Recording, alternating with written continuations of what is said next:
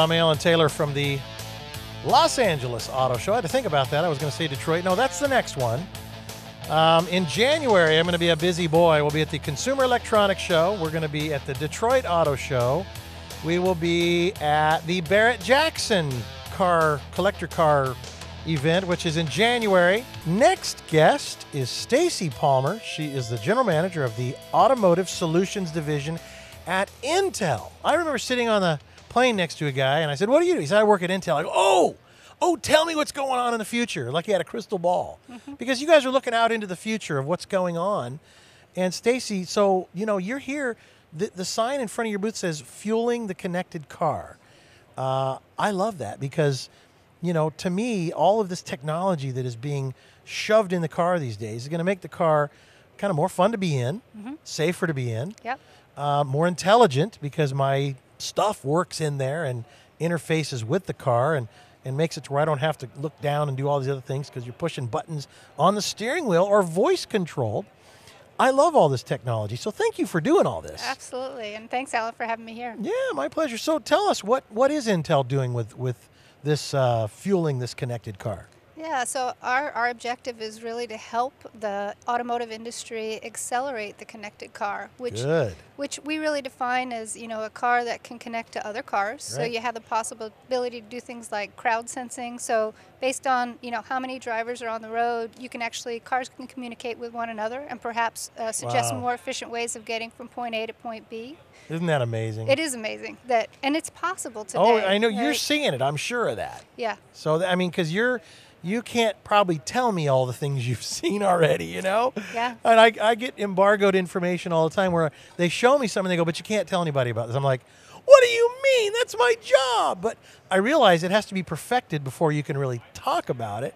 I remember seeing technology that is in cars today, like the Volvo City Smart and City Safety, which is watching the pedestrians and watching the cars in front of you and will apply the brakes for you, and all these technologies that are now in cars. Yeah. And that was like 5 years ago. Yeah. So now you probably know about stuff like, the cars that will drive themselves autonomously and all these kinds of things because Intel's into that stuff. Yeah, in fact, we're watching those evolutions that are happening in the industry as well. I think it's going to be a really good thing in terms of bringing more safety to cars, and I think it will happen faster than some of us anticipate. Of course, I love that. Thank God. Yeah, of course, I can't give away names, but I can say I've actually been inside of vehicles that have the capability to, drive you around. Sure. With no active participation from the part of the driver. And this is on primary streets, not just test tracks. Right, the autonomous car. Google has got, 250,000 miles on their car. That's with right. Driverless car. Yeah. Driving around towns. That's right. It's unbelievable. And the technology will only improve. I think Google has done a good thing for the industry in terms of really making people, you and I, realize what's actually possible if you just apply technology.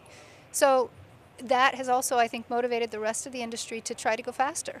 Well, and I think 5, 4, 3, 2, 1 years ago, I was maybe a little more adverse to it as a kind of avid enthusiast of driving my car and being a driver's driver. You know what I mean? I get behind the wheel of the car, and I want to enjoy the time behind the wheel. Yeah. I just don't want to get from point A to point B. I want to have fun all the way there.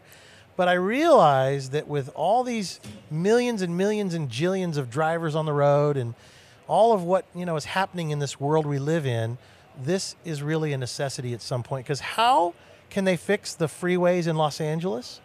Perhaps if there are certain lanes with autonomously driven cars that you get in with, a carpool and you go and the car takes you to that next stop. Well, not only that. We call that a train today. Yeah. But it's a little different. Yeah, and not only that, but that same car could communicate with an intelligent transportation system. So imagine eventually that all stoplights, traffic signals could be networked in some form.